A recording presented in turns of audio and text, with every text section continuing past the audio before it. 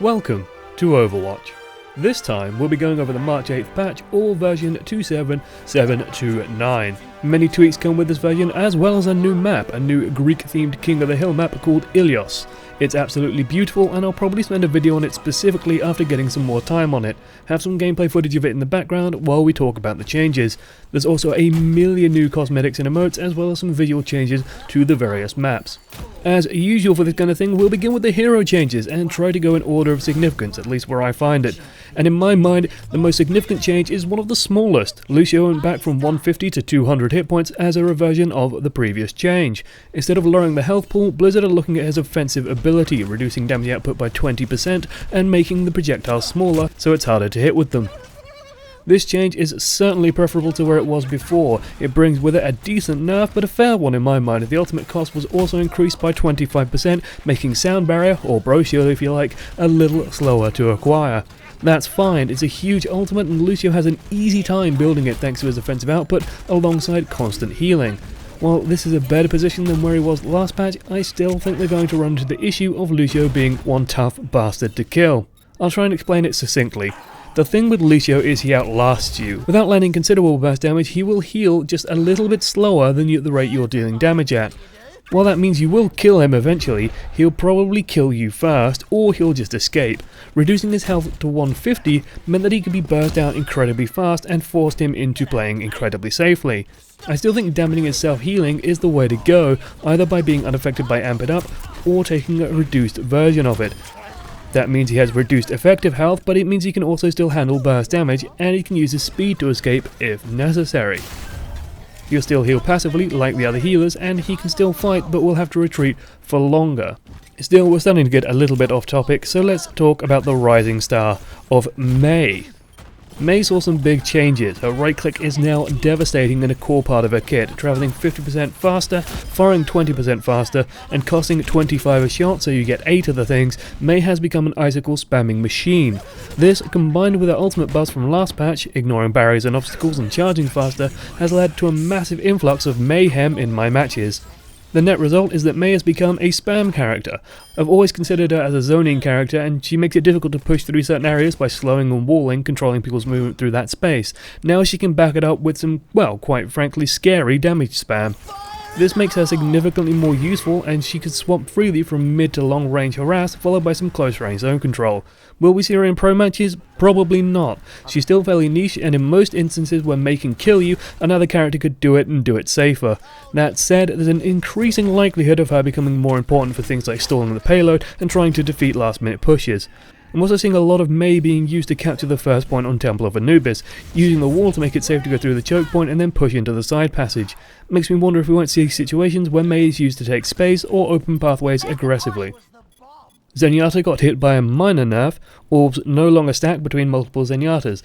Additionally, his ultimate cost was raised to be in line with Lucio's. There's a lot of overlap between the two ultimates, so this isn't too surprising. They're both AoE death prevention ultimates. With the stacking change, I'm reminded of watching a scrim where 5 Zenyatas put their orbs on a Winston and sent him in to tank everything. The team just ignored Winston and murdered all the Zenyatas, then killed Winston. It was great. Junkrat also saw a minor nerf thanks to his ultimate buffs, and as such the ultimate is a little bit slower to acquire, which is fine. His ultimate is a bonus, it's not really a cornerstone of his kit. Not that big a deal, just going to reduce the amount you use it. That's about it aside from some minor tweaks to various heroes. Fire as rockets now have a really deep boon to them, and Mercy now has a new voice. Actually, let's spend a moment on that. Mercy's new voice is interesting. I'll record some samples for you to listen to, so here you go. I have my eye on you. Need a second opinion? Doctor's orders. I'm not a miracle worker. Unfortunately, I don't have any readily available samples of the old one, and it's a bit too much work to go and dig them up just for this video. However, we all kinda knew what it was like, right? I'm glad that she speaks German now. It was really missing from the original VA, but the original VA also managed to nail the character more, if that makes sense. Real quick, Mercy is an older lady. She's mature, confident, and has seen some shit. She's quiet, eloquent, and proper. She asks the other characters how they're feeling and if they're okay, that kind of thing. The new VA sounds a lot younger, a lot more aggressive rather than reserved. Her accent is, well, probably more accurate for someone well-travelled and used to speaking English, but I'm not going to lie. If I could pick between the two, I'd go with the first and original. I mostly really miss the hello. As someone who grew up in the continent in Europe, I can confirm it's how European girls sound. Next up, let's talk about the map changes, and I'm going to bring up Numbani as well, and we're just going to have a walk around that. The roads got a new look, they're much darker and much more, well, road-like, and honestly, I really like the change. Really helps the visuals pop. Ilios, of course, is goddamn beautiful, and Temple of Anubis saw some redesigning on the second point. It now has a much broader choke point, and the small wall blocking the pathway to the left if you're on attack was removed. Plenty more options now, although, to be fair, Widowmaker now has a field day shooting through that door. Health pack positions have also changed throughout the maps.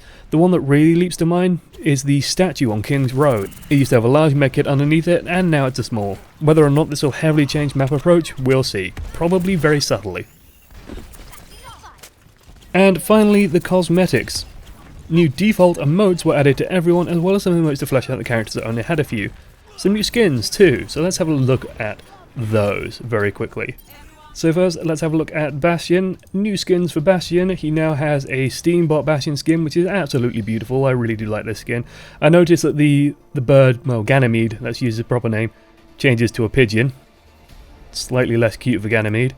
And of course, the wooden Bastion, and again, Ganymede now changes to a woodpecker, which is a really nice touch. I really do like the wooden Bastion, he looks very cool. Diva got some new emotes, most notably the bouncy around taunts. This one's also pretty funny from behind. Dat Wiggle. Heartbreaker, of course, is the original. It's great. I love it. I do like the emotes. McCree got a new skin, of course. With the Mystery Man McCree. Milady. No, I'm actually not gonna lie, this is a really cool looking skin. I really do like this one. Mei got some new emotes. Specifically, I think this one she already had, didn't she? Yeah, it's this one that's new. It's the girliest goddamn thing you'll ever see. Farah got a new skin. Not the security chief, she got the Rapturian skin. Now, it looks kind of weird here. It's like Mecha Farah. But it actually looks really good in game with the helmet on. It looks really, really cool. The thing with the hero gallery is that the character models are fairly low res and there's no anti-aliasing or anything. At least that's how it seems. So it doesn't look as great as it does actually in the game. Look at them. That sounds dangerous. That sounds dangerous. Reinhardt, of course, got a new skin. He got the Lionheart skin, which is pretty goddamn amazing, I'm not going to lie. It's basically a World of Warcraft skin. And this is basically like Grand Martial armor from vanilla. Just with a big lion chest plate. It's awesome looking. I really do actually like that skin. I might try and get that one. I prefer it to sort of the grim and edgy Bloodheart ones. Although, especially with Bloodheart as well, I'd really like them to just tidy up the visor. It looks a little bit rough when you get a close-up on his face. Of course, Soldier 76 got a new skin, the Spirit of 76. This one I like and dislike, mostly because of the cape. And the problem I have with the cape is it's kind of the same problem that Commander Morrison has, is that it interferes with his silhouette. So the thing with Soldier 76, if you just look at the classic, he has this very tight silhouette here. The Spirit of 76, he has this cloak. Now I associate, if I just like blacked all of this, I'd associate that shape with McCree, not with 76. When I first saw a screenshot I thought, oh, that's McCree. No, it's Soldier 76. So I just get a bit worried with the cloak. Commander Morrison, it's less of a problem because the closest silhouette to this is Reaper, but Reaper has the cowl, of course, so it's pretty easy to see. Now, when you're in game, you also have animations and things that makes it very readily apparent and very obvious who's who. So when he has a gun, for example, it'll be a lot more obvious that that's Soldier 76. So I think Commander Morrison is fine. I think this one is actually a big problem, though, just because of this cloak. It's very, very similar to McCree. And last but no means least, I do believe for skins, I'll double check after recording this, but Zenyatta has some new skins. He's got a new recolor for the Ra skin, which I have. It's like one of the best skins in the game, so I'm very happy about that. But this one, this is my favourite Zenyatta skin. Like, when the actual game comes out, I'm buying this one. I'm absolutely spending coins on getting this one. It's absolutely beautiful. It's amazing, I love it. And this one's really cool as well, but this one's just so badass. I love it so much. How could I forget about this one? It's actually a really good skin. Although I really like this one. Synthesia. I think that one looks really good. I think the goggles on this one are just a little bit too opaque. But of course, this Lucio skin, this is absolutely beautiful. I propose it's the Lucy Zero, like Lucio as in Dead Mouse 5.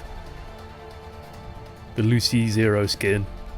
But Space Frog will do. It's a really cool looking skin, it looks great in game as well. Really happy with that one. Otherwise, that's about it for the new patch. Thanks for watching to the end. I have been Josh, as one voice amongst many, and this has been the patch notes for the March 8th patch. I think I do prefer this patch to the last one. Let me know what you guys think about Mercy's voice, too. Toodles.